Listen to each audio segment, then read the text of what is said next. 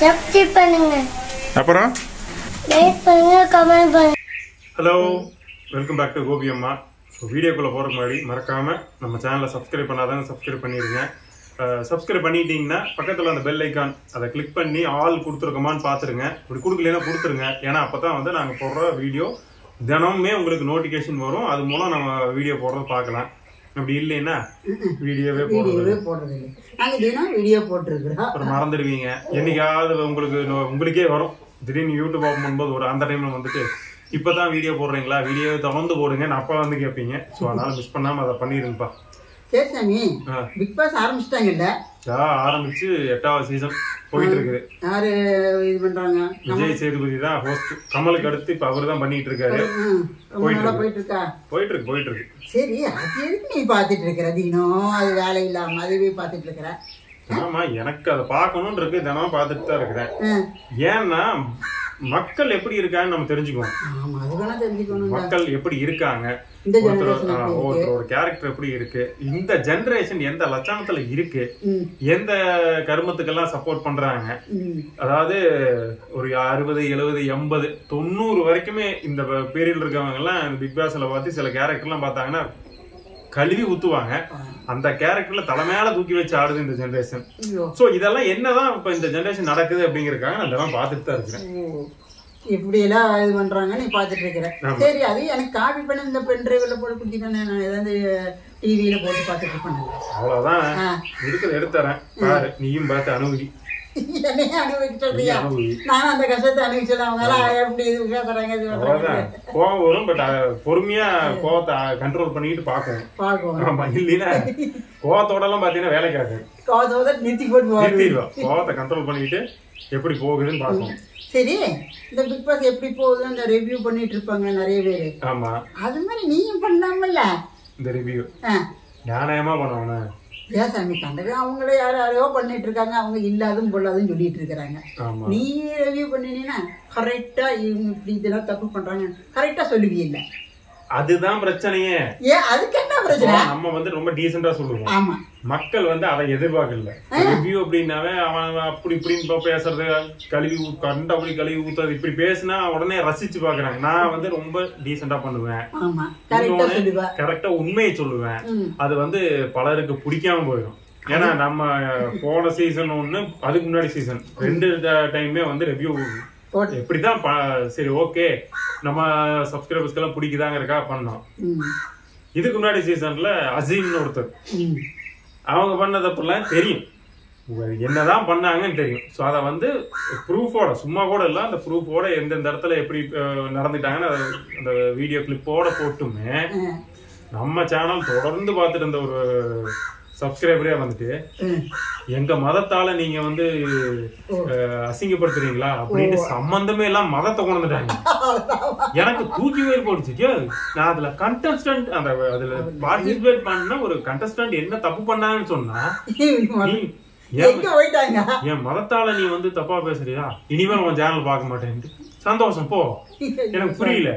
அதே மாதிரி போன சீசன்லயே ஒரு கண்டஸ்டன்ட், நான் பேர் சொல்றது இல்லை, அந்த பர்சனே இதுலயே, அதாவது விஜய் டிவி அந்த பிக் பாஸ் ஷோலயே என்ன சொன்ன அப்படியோ அதைத்தான் நான் வந்து பேசணும். உடனே வந்து நீ எப்பற அப்படி வந்து அப்படி பேசலாம், இது பழைய சப்ஸ்கிரைபர் தான். ஏன் நீ எப்பற அப்படி வந்து பேசலாம், அவன்லாம் நல்லா தான் இருக்கிறான் அப்படி இப்படின்னு. நான் திருப்பி அதாவது கமெண்ட் பண்ணேன், அவன் என்ன சொன்னானோ அதைத்தாயா நான் ஓட்டேன். இது எதுக்கு வம்பு? எனக்கு என்னன்னா அதுதான் யோசிக்கிறேன்.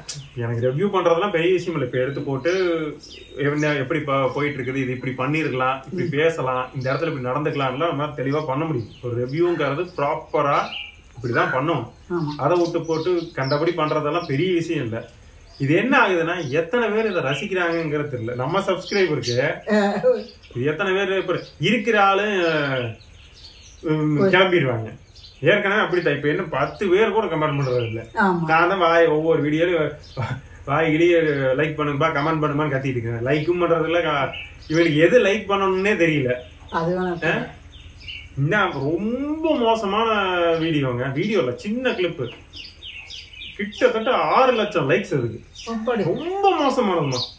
அதாவது நல்ல குடும்பத்துல போனா அந்த கிளிப்பை பார்த்தாங்கன்னா காரி போன்லயே துப்பிடுவாங்க. அதுக்கு 6 லட்சம் லைக்ஸ். எனக்கு அப்பதான் தெரிஞ்சு லைக் 6 லட்சமா வியூஸ் 6 லட்சம் போச்சு. லைக்ஸ் மட்டும் 6 லட்சம். எனக்கு அப்பதான் தோணுச்சு என்னதான் நடக்குதுன்ட்டு. சோ இதுல நான் வந்து ரிவ்யூ ஏதாவது பண்ணி இருக்கிற 10 பேர் கமெண்ட் பண்றீங்க, அவங்களும் போயிட்டீங்கன்னா நான் என்ன பண்றேன்னு தெரியல. சரி ஓகே, இருந்தாலும் உங்களுக்கு நான் பண்ணா நல்லா இருக்கும், ப்ராப்பரா கரெக்டா ரிவ்யூ பண்ணுவேன் அப்படின்னு ஒரு இன்ட்ரெஸ்டிங்காவும் இருக்கும், ஃபன்னாவும் இருக்கும்.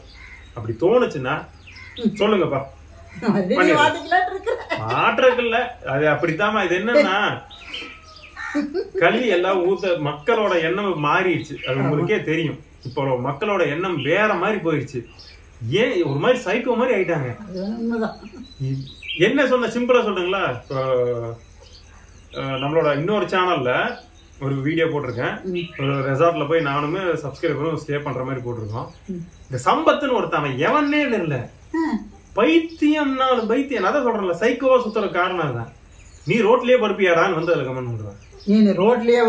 அதாவது எனக்கு புரியாது. நான் அப்படி என்னடா நான் உங்களுக்கு மோசமா வீடியோ போட்டேன் இல்ல. நான் கேக்குறேன், மக்கள் இந்த அளவுக்கு மாறிட்டாங்க. என்ன தரத்தையோ மோசமா அசிங்கமா பண்ணிட்டு இருக்கவங்க எல்லாம் விட்டுட்டு தலைமையில தூக்கிட்டீங்க. ட்ரெண்ட் பண்ணி விட்டு வேற லெவல்ல அவங்க கோடி கோடியா வீடு கட்டி சினிமாவில போய் பெரிய லெவல் தூக்கி விட்டீங்க. நான் ரொம்ப டீசெண்டா மக்கள் நம்ம லைஃப்ல எது நடக்குது, அது எது தேவையில்லாத இதெல்லாம் பண்ண வேண்டாம். இப்ப நேத்து வீடியோ போட்டிருந்தோம், ஹோட்டல்ல வந்து இந்த மாதிரி ஆஃபர் போட்டிருக்கேன், இது பண்ணாதீங்க அப்படின்னு அவேர்னஸ் கொடுக்கறது, இன்ஃபர்மேஷன் கொடுக்குறோம், இப்படி பண்ணிட்டு இருக்கோம். ஸோ இதுல வந்து பண்ற அந்த கமெண்ட் எனக்கு இந்த மாதிரி பைத்தி இந்த சம்பத்துக்கிறவன் எல்லா சேனல்லையும் எல்லா இதுலயும் வந்து எப்பவுமே இந்த மாதிரி இருப்பாங்க. நான் சிம்பிளா சொல்றேன், மனநல மருத்துவர்னு ஒருத்தர் இருக்காரு. நீ இந்த மாதிரி ஆளுகள் எல்லாம் என்ன பண்ணணும்னா அவர்கிட்ட போய் ஒரு டெஸ்ட் பண்ணிக்கோ. அப்பதான் உனக்கு என்ன குறைன்னு அவர் சொல்லிடுவாரு. கண்டிப்பா சொல்லுவாரு. உனக்கே தெரியாம நீ இப்படி பிஹேவ் பண்ணிட்டு இருக்கிற, ஏன் இப்படி பிஹேவ் பண்றேங்கிறது. ஏன்னா இதனால உன் ஃபேமிலி பாதிக்கும், உன் ஜென்ரேஷன் இருக்குல்ல, உனக்கு அடுத்து குழந்தைகள் இருக்காங்க, உன்னோட கேரக்டர் அப்படியே அவங்களுக்கு. ஏன்னா அப்பா அம்மா பார்த்தா குழந்தைகள் வளருவாங்க. நீ இப்படி சைக்கோவா இருக்கிற அப்படின்னா குழந்தைகளும் மாறிடும். ஏற்கனவே இந்த ஜென்ரேஷன் வேற லெவல் இருக்குது, இன்னும் இது அடுத்த ஜென்ரேஷன் இன்னும் வேற மாதிரி போயிடும். ஸோ நல்லது, போய் ஒரு சைக்காட்டிஸ்ட்டை பார்த்து க்யூர் பண்ணிக்க பார்த்துக்கோ. இது அதுக்கு அடுத்த ஸ்டேஜ் பார்த்தீங்கன்னா நேராக அது என்ன ஹாஸ்பிட்டலுமா, கீழ்பாக்கம் தான். இதுக்கு அடுத்த ஸ்டேஜ் நேராக கீழ்பாக்கம் தான். அந்த லெவலுக்கு போக வேண்டாம். ஓகே, சொல்லுங்க, 10 பேராவது கமெண்ட்ல சொல்லுங்க, ரிவ்யூ பண்ணலாமா வேண்டாமா, நம்ம ஃபன்னாக தான் பண்ணுவோம், டீசெண்டாக பண்ணுவோம். ஸோ நீங்கள் சொல்கிறத பொறுத்து நம்ம வந்து பண்ணலாமா வேணாமான்ட்டு. இல்லைனாலும் நான் ஏதோ ஒரு நல்ல விஷயம் தான் பண்ணி, ஏதோ ஒரு இன்ஃபர்மேஷனோட ஒரு அவேர்னஸோட தான் வீடியோ வந்துட்டு இருக்கோம். இதுவும் வேணும்னா கேளுங்க, பண்ணலாம், ஒன்றும் பெரிய விஷயம் இல்லை. ஏமா சரி ஓகே, வீடியோ பிடிச்சிருக்குன்னு நம்புகிறேன். நானும் கத்திக்கிட்டே தான் கிடக்குறேன், என்ன பண்ணுறது, கத்துறது நம்ம கடமை மாதிரி ஆயிடுச்சு. சரி, வீடியோ பிடிச்சிருந்தா மறக்காமல் லைக் பண்ணுங்கள், கமெண்ட் பண்ணுங்கப்பா. ஏதாவது ஒரு கமெண்ட், ஒரு ஹார்ட்டினையாவது போட்டு விடுங்க, உங்கள் ஃப்ரெண்ட்ஸ் எல்லாருக்கும் ஷேர் பண்ணுங்க. சரி ஓகே, நான் மறுபடியும் அடுத்த வீடியோவில் உங்கள் கமெண்ட்டுக்காக வெயிட் பண்ணிகிட்டே இருக்கேன். அடுத்த வீடியோவில் பார்க்கலாமா? பாய். யார் அந்த சம்பத்து